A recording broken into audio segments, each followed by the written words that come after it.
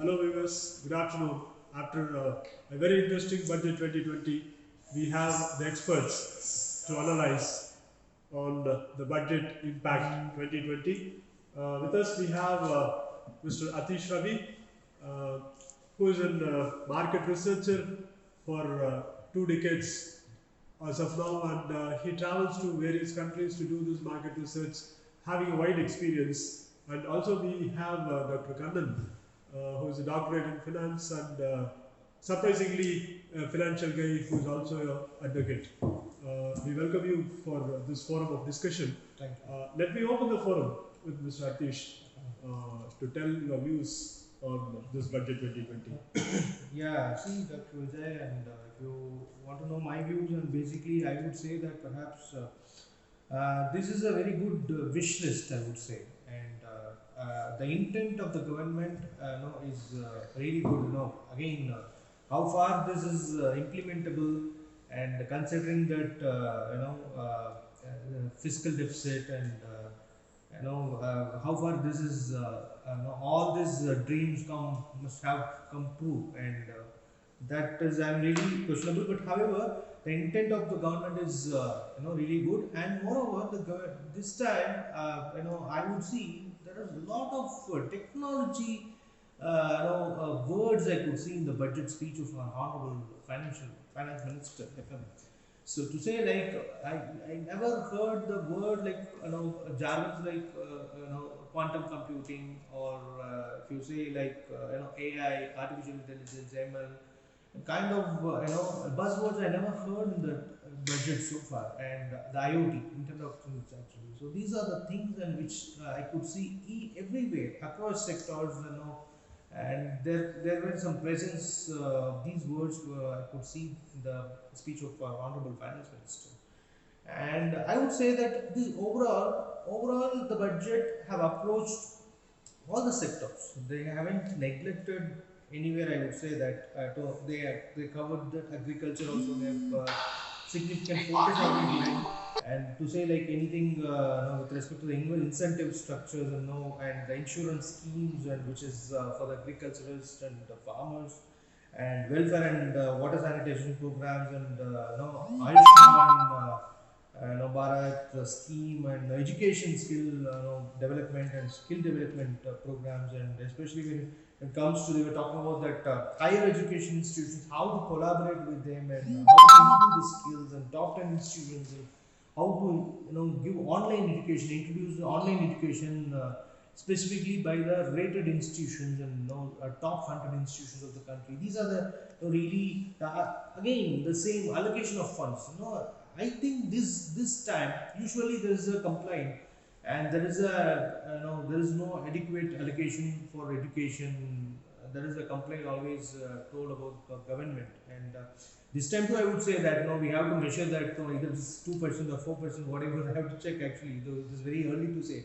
However, I feel that there is a good amount of funds have been allocated by the government in education sector and skill development also, and economic development, and government again they were talking about that more about public private partnership. Interestingly, that PPP partnership, this various schemes have been embraced by the government with respect to the PPP actually.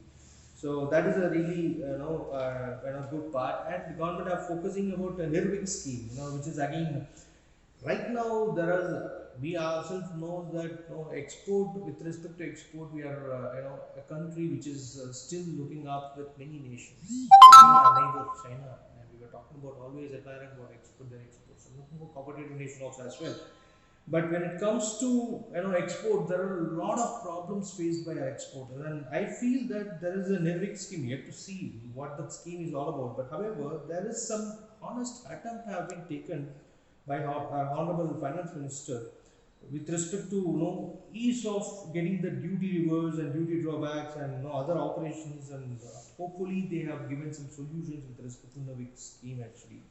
So, and moreover, and this time surprisingly, yeah, how far this is possible? That's the next question. However, interestingly, and their interest to spend for infrastructure to boost the economy. To say like they want to spend 103 lakh crore in the next 5 years. That's what our FM was telling, Honorable FM was telling, and that distributed across housing sector, energy, healthcare, and railway, and transportation, airports. They are planning to build some 100+ airports in the country. So that is again a significant focus on the air traffic, increase in air traffic. Considering that they are focusing on that, that I would say that is a again very good move, I would say.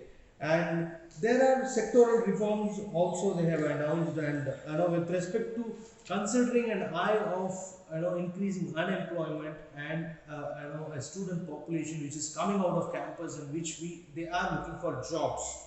And jobs, recently we are talking mostly about jobs. This is always this word we are hearing everywhere, corner of the country.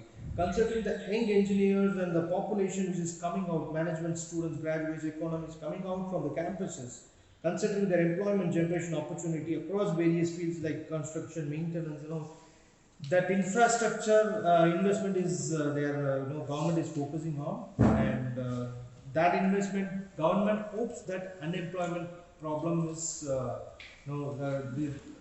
is actually capably handled by this investment made on infrastructure sector, that boost the job and employment opportunities also as well, and accelerate highway projects. And to say like there are so many numbers I would see that even interestingly we are from Chennai, so Chennai Bangalore Express Highway project also was in the list of the finance minister. That's really a there is a forecast, there is a futuristic view, and of our finance minister is witnessed in that particular project also as well. And we are talking about the one of the mega projects like Bangalore Metro Rail project. These are not really commendable, and if at all implemented in the same way, we have to definitely appreciate our finance minister and her focus towards various projects. So, and electricity and metro ONG significant number of allocations, and as I told you again, quantum technology and like IoT also we could see in the last budget, and at least IoT and artificial intelligence, machine learning, and how far this is going to the data is the new oil. That is what the word have been mentioned by our Honorable Finance Minister. So for that, she has allocated 8,000 crores in the next 5 years, equally distributed. So that is again significantly a good number.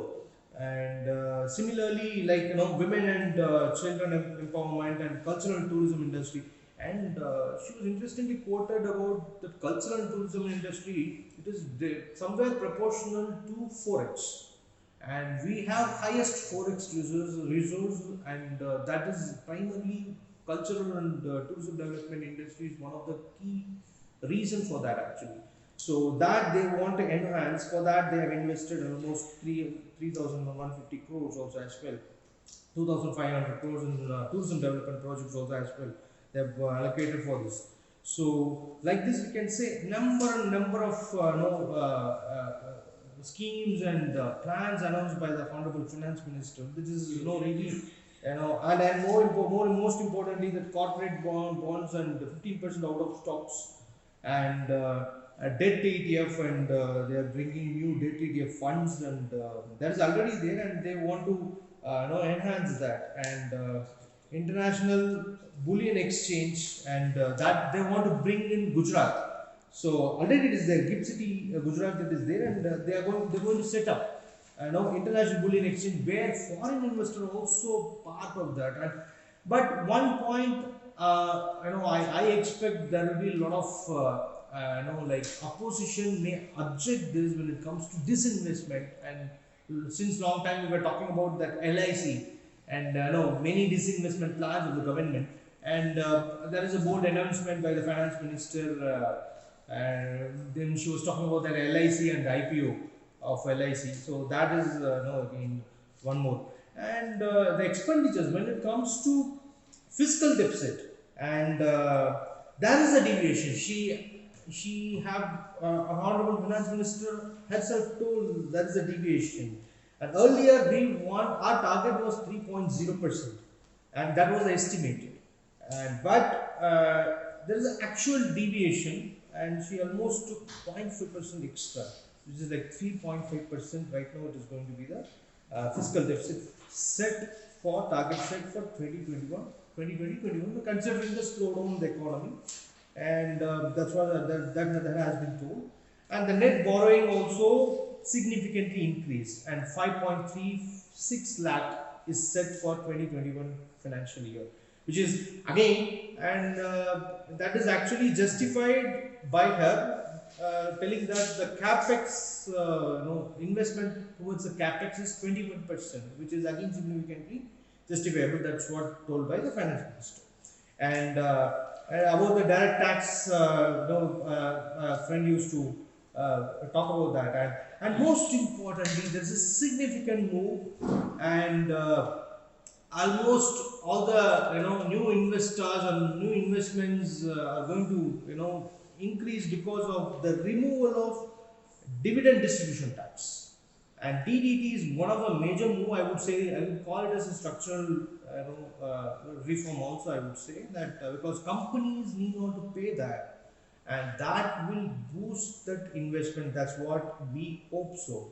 And also foreign investments, they brought some 100% tax exemption on capital gains and dividend payment and infrastructure. When it comes to infrastructure, several sectors, 5 sectors we have quoted. We have yet to check what are the 5 sectors, provided there is a 3-year locking period till 2024. So, and these are the bold reforms. I would say that one or two is really impressive. When it comes to DDT, removal is really a good move. And again, for startups, people who want to start up new companies, and for them, they are bringing some employee stock option. So far, there was a tax, and now it is not at all taxable. Employee compensation is not taxable. So that was impacting the fund flow, and also so many differing options have been given for it was earlier it was 0 to 25 crores. Now for startups up to 0 to 100 crores, up to 100 crores, for 3-year period they are going to enjoy the benefits. When it comes to MSME, again there are a lot of several schemes have been announced. So affordable housing, that was one of the flagship program scheme of our honorable Prime Minister. I would say when I meet a lot of my real estate builder friends and builder brands and all, they used to always talk about this low cost housing. Now that low cost housing and that tax holiday have been given to the builders, developers, and which is extended. Earlier it was 31st March 2020. It was actually. They are extending it for 1 more year, which is again 31st March 2021. And this is also a good move, I would say, that because that low cost housing, definitely in this slowdown, there was a significant stake given by that low cost housing scheme to the economy. And so that is extended for 1 more year. And again, real estate sector is going to get the benefit. And one more thing which I would appreciate is like there was a stringent process in vexatious disputes between the taxpayers and the IT officials when it comes to a dispute. Now it is going to be a faceless assessment, and faceless assessment is already existing there, and they are actually enhancing and improving the process. By that way, faceless appeals are going to happen. So that way, I would say that there is harassment may come down. That's what the government feels, and the government itself telling they cannot tolerate the harassments towards the taxpayers, to discipline taxpayers. And she have mentioned the Sabka Vikas scheme. So that is also again a good move, I would say. I don't know how far it is going to be implemented. If it is implemented properly, definitely the citizens of India definitely will be grateful to the government. So, and again, she was talking about the GST, that ease of documentation part, and has been mentioned, and several. Actually, free trade agreement, it was a boon for India during the globalization, and we exploited some benefits and because of that FTAs also. But however, and it is time to time it has to get changed, because depending on how it is going to impact on our importers, our exporters, and our traders, our manufacturers, our producers, and depending on that, and it has to be changed. And considering that, and considering the domestic players, welfare of the domestic players, government want to introduce some new duties for several products, and that have to be checked. I have to completely go through the budget speech. There only I come to know what are the products and what are the sectors it is going to implement. So these are the points which I feel that in this short span I could able to get some idea about some of the good points I have shared with you, and I feel that this budget have covered almost overall all the sectors, and enough focus have been given. However, I'm not sure about that. How easy is are these schemes to implement? That is again really question mark, and again I want to share to Thank you. hand over this. Thank you, Mr. Atish, for a good impact that states that 2020 budget is going to be a very good budget for India to make it a developed country. Now I move to Dr. Kannan. From Atish's view, there are two challenges which is put forward.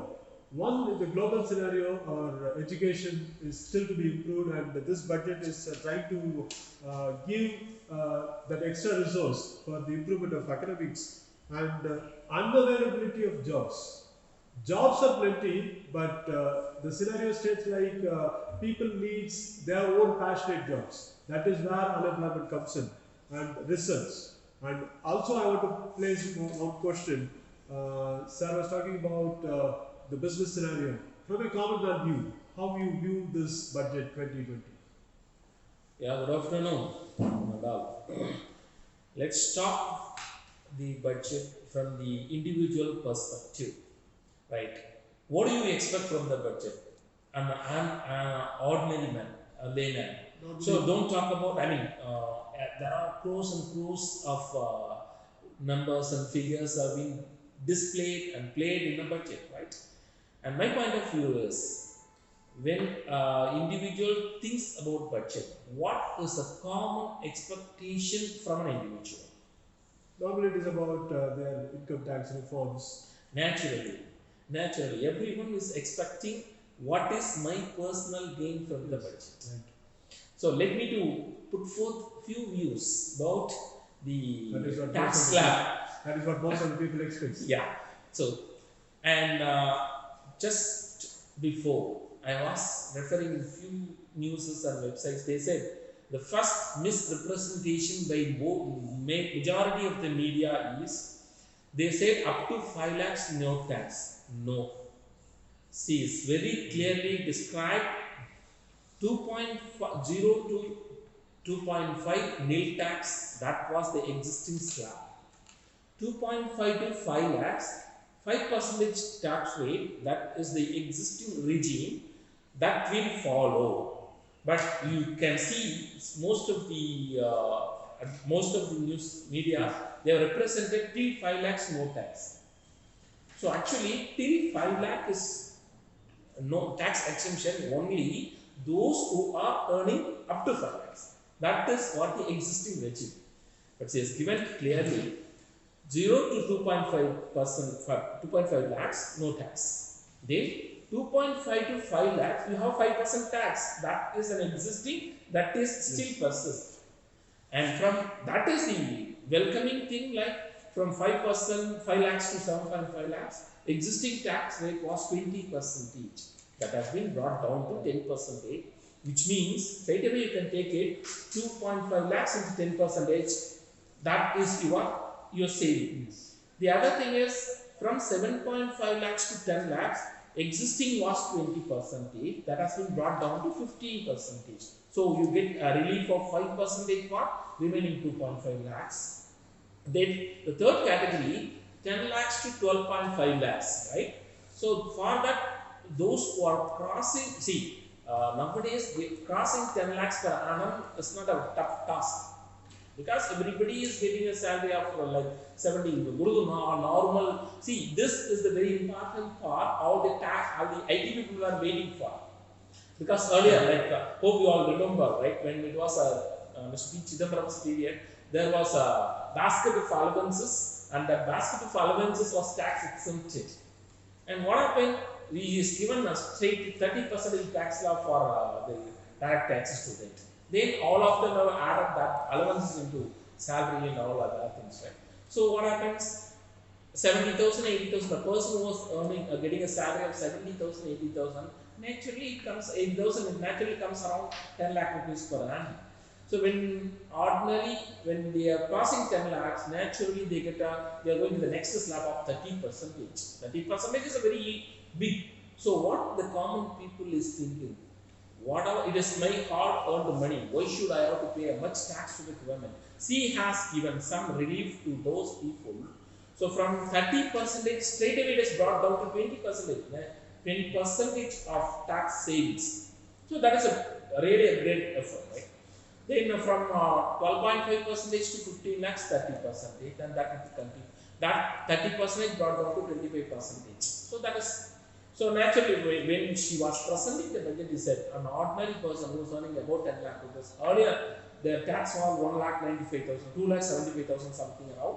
It will be like 1.7. So 83 around 80,000 rupees they used to save. So that was a great thing. And what is the common man expectation, right? From maybe last 5 to 10 years, the expectation is what is the finance ministers thinking about a Section 80C? Because when a person is getting a salary of 10,000, so he'll be maybe 50,000 rupees, 6,000 rupees to 6,000 rupees is saving us up here. So normally every school fees, this, that, and when I add everything, naturally it comes more than 2 lakhs and 2.5 lakhs. But what the exemption is given by the CBDT, they have given under the Section 80C is just 1.5 lakhs. So everybody expects there should be some relaxation or some increment into the Section 80C. So that is what people were expecting. That is not done. That is so if she could have done that. So this is once again the the savings of individual. So when I, apart from my non-MC, because we as per capita income and all other things, when I am going to save something, I want to save it for tax savings. So when it is cross ATC 1.5 lakhs, people may reluctant to save to go for this thing. So that could have been some this thing. And when you are talking about education institutions, rightly pointed out, there was a proposal, external commercial borrowing for, that is foreign direct investment into the education field.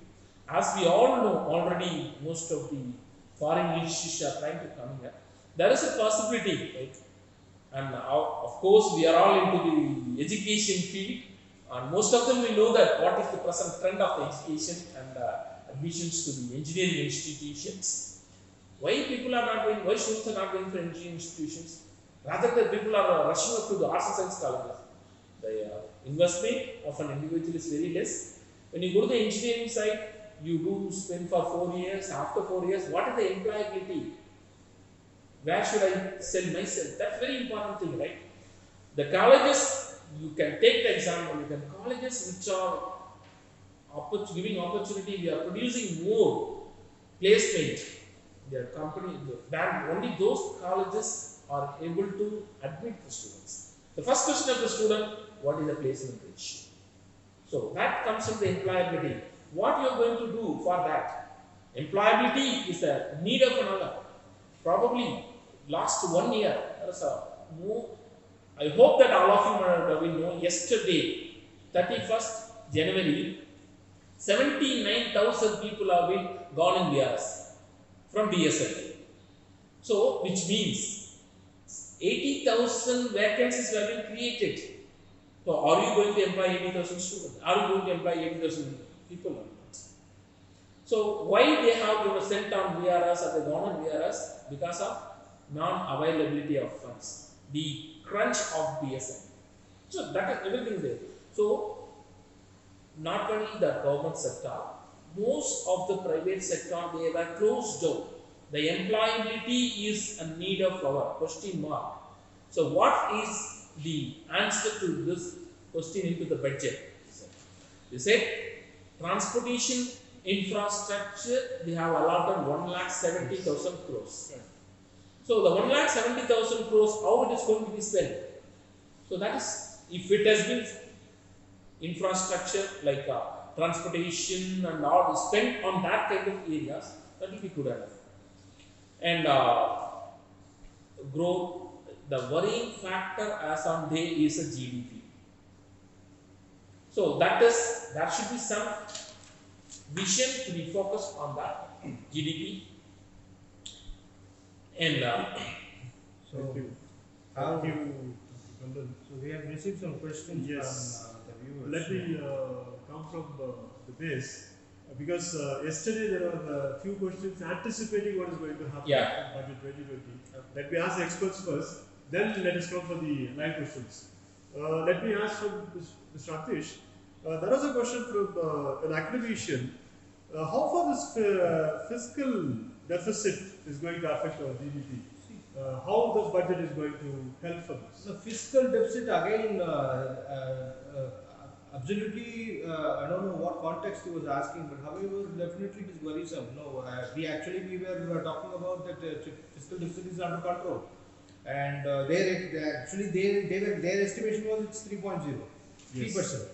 So, but however, and actually there is a deviation has been given, and considering that slowdown that clearly finance minister was telling, I don't know how far it is, she is going to handle this.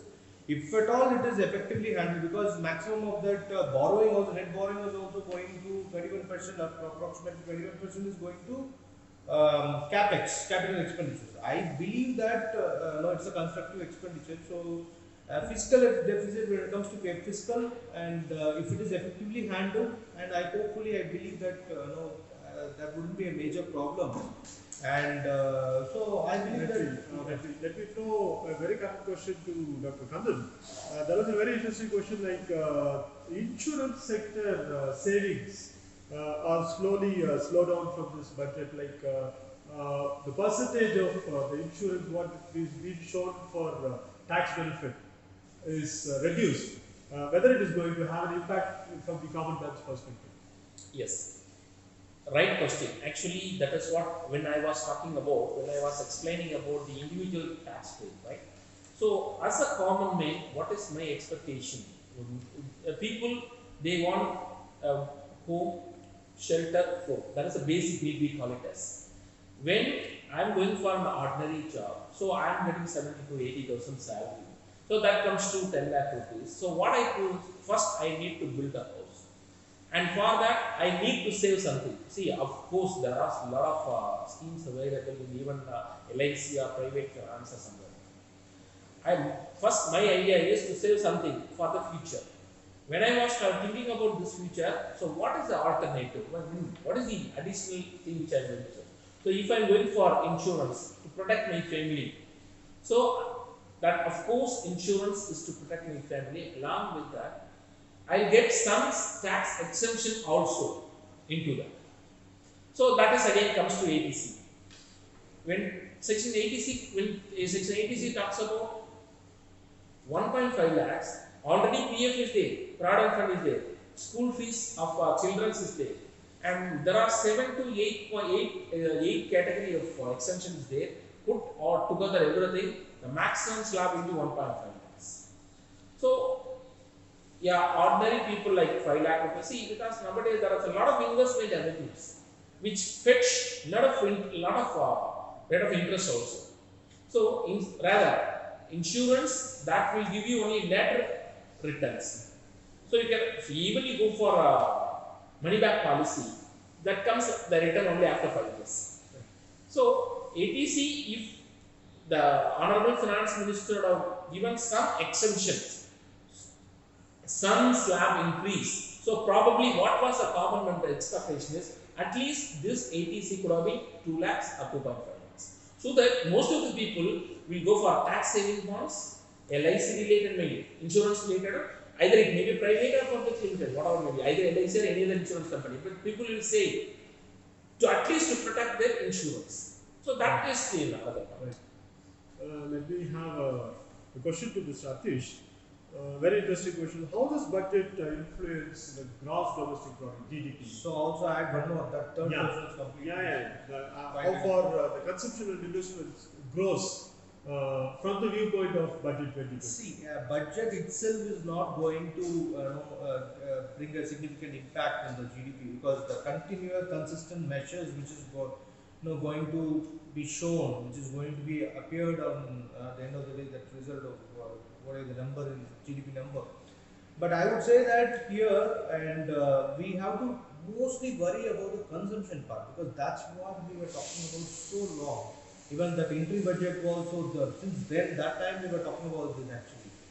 Actually, the supply side, the government have been took a lot of measures. That's what last time during the interim budget itself, when an honorable finance minister was announcing a tax rate cut, corporate tax rate cut.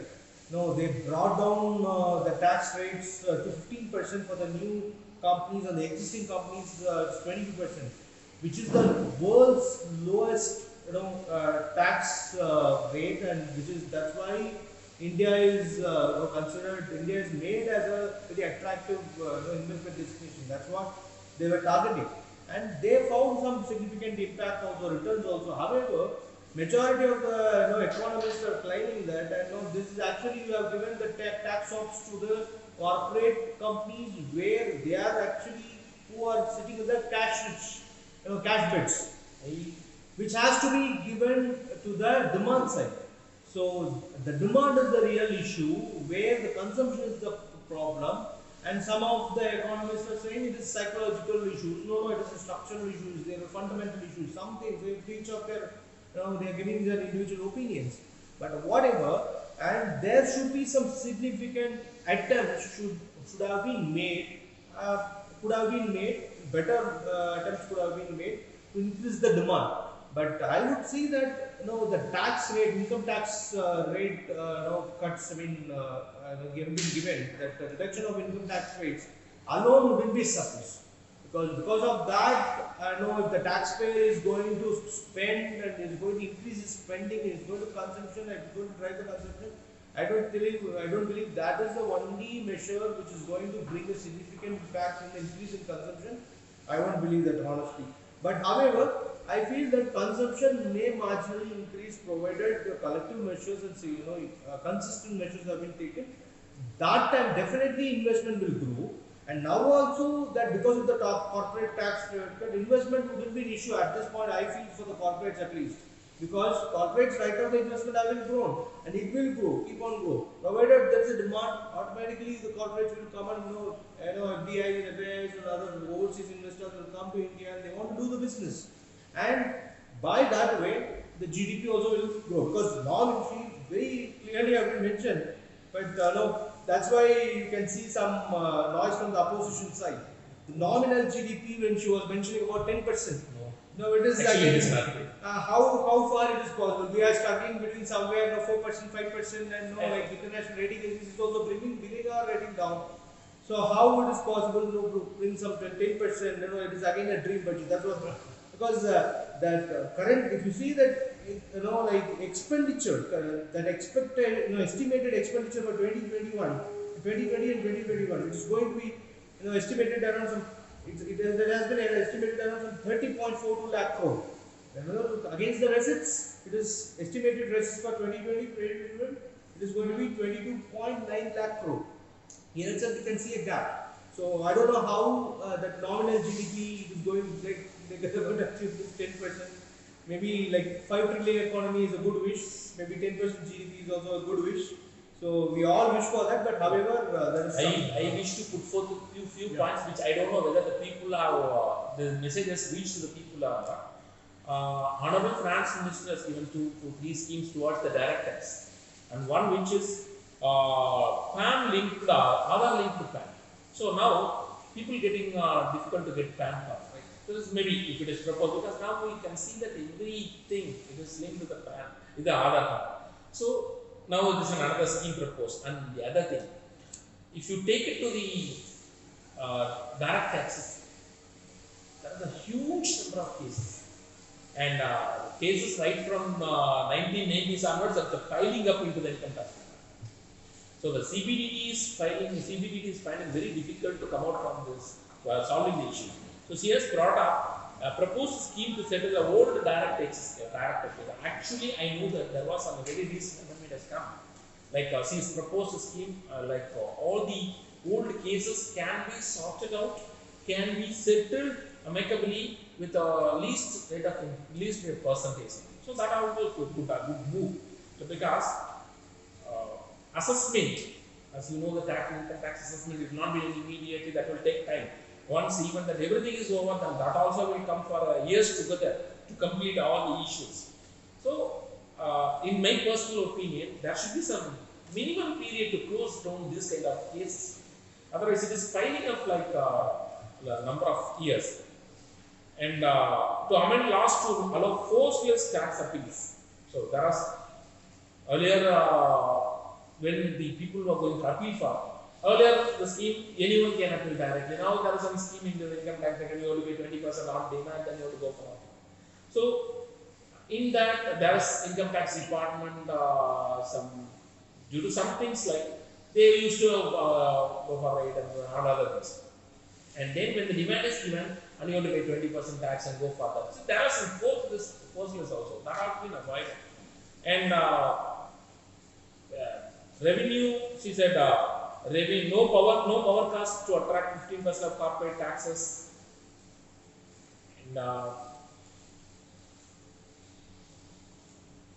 tax holiday for affordable housing extended to 1 year. So that is also a good scheme, like what the Honorable Finance Minister brought up. And turnover of threshold for an audit of MSME is hiked by 50 to minimum rupees.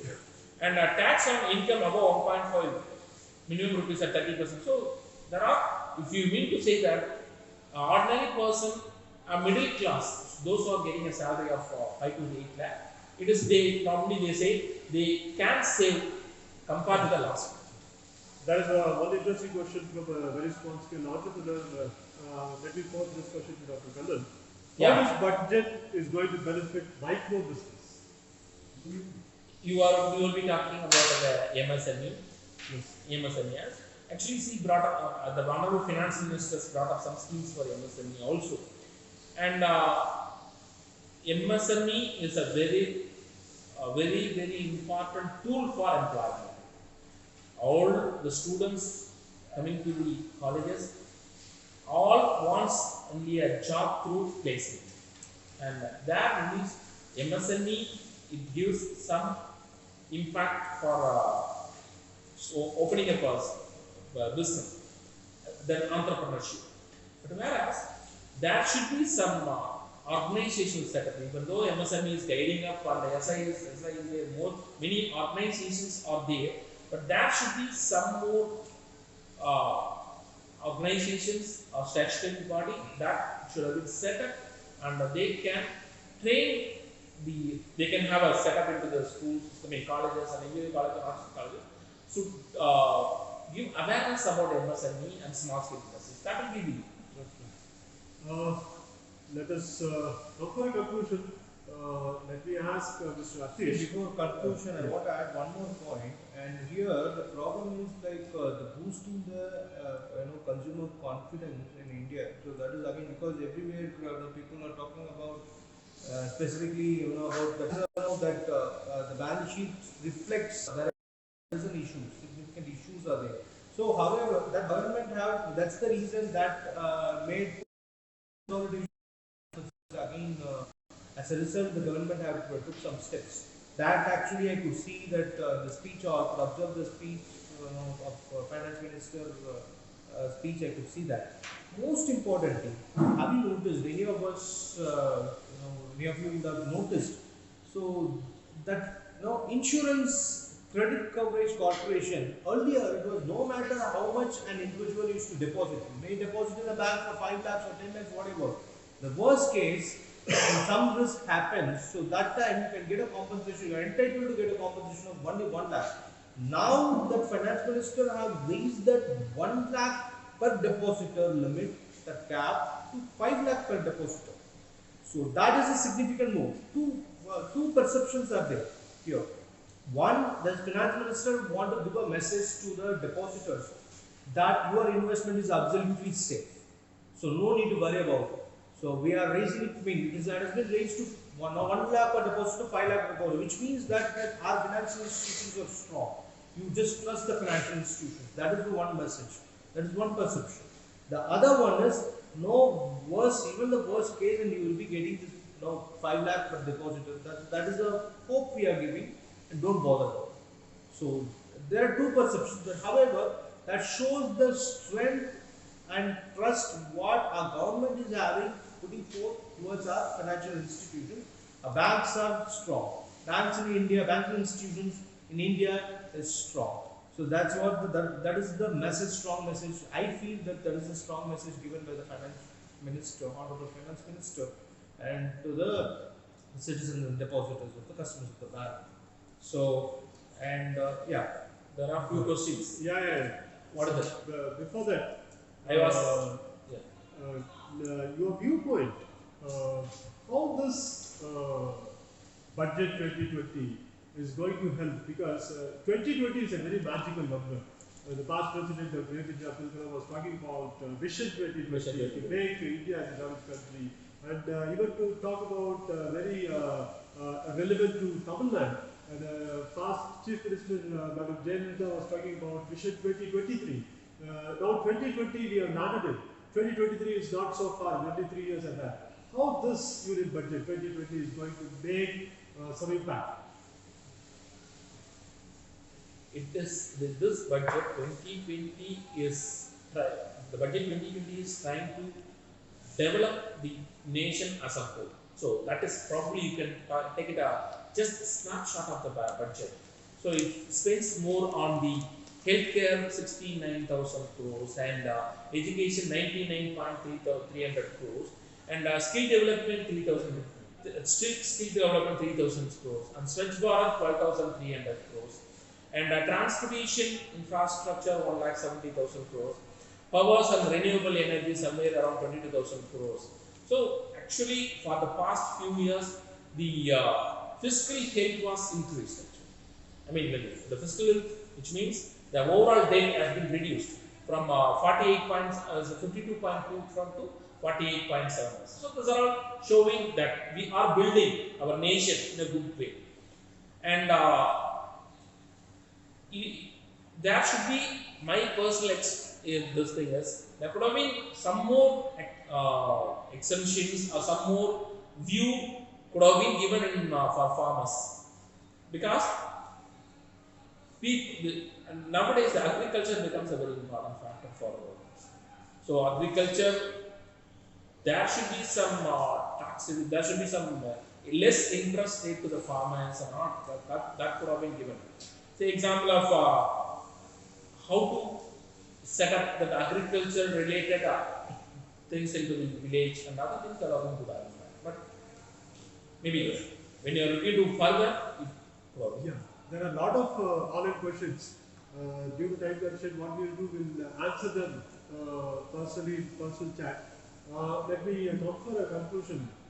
We did a very quick snapshot. How you see this budget 2020?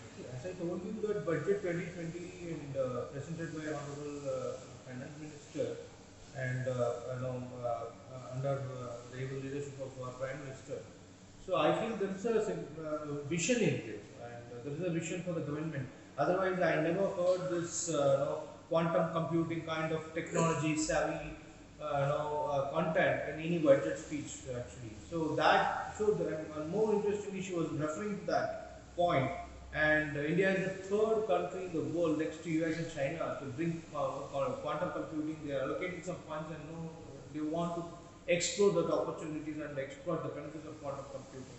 She was talking about the digitization and fiber optics and private institutions, bringing all the public institutions, government institutions, and how to digitize that, connect everywhere, internet connectivity, data is involved. These kind of new messages show the government optimistic approach and positive vision towards the future of India. At the same time, and the wish list is very good and clear, and it's very commendable also. And however, when it comes to the boosting the economy and increasing the consumption and bringing some confidence with respect to the consumer, that we have to wait and watch what kind of reaction, and we could see as a result of this budget what are the consistent measures taken by the government, and to bring in new confidence towards the consumers, to increase the GDP as a number, or the growth of the country, growth of the economy. So to pull out that the drawback what we have faced, the slowdown what we have faced recently in this last 6 months, 1 year. So that we have to wait and watch. Sir, the last conclusion from your point of view. So as I said earlier, like it is a good attempt. Actually, the Honorable Finance Minister has presented a nice budget with comparatively last year to this year. There was a tremendous changes, and the Honorable Finance Minister is focused on where has to be the infrastructure developments and the commerce and industry. This time, Madam has focused more on commerce and industry. He says Madam has allotted 273 billion for commerce and industry because of industry related, and need to increase the employability. That is a main impact into the budget. Generally, the budget is comparatively last year. This budget is a very good one. Thank you, both the experts, for spending your very valuable time. Thank you, viewers. You have joined us for the live streaming from 11 a.m. The Finance Minister was presenting till 1:30. Though railway budget is getting read out by the Finance Minister, we had a very interesting discussion. Overall, this budget 2020 is going to be a very good budget. We see that Vision 2020 is going to get fulfilled, and whatever the questions posted, we will answer in the private message.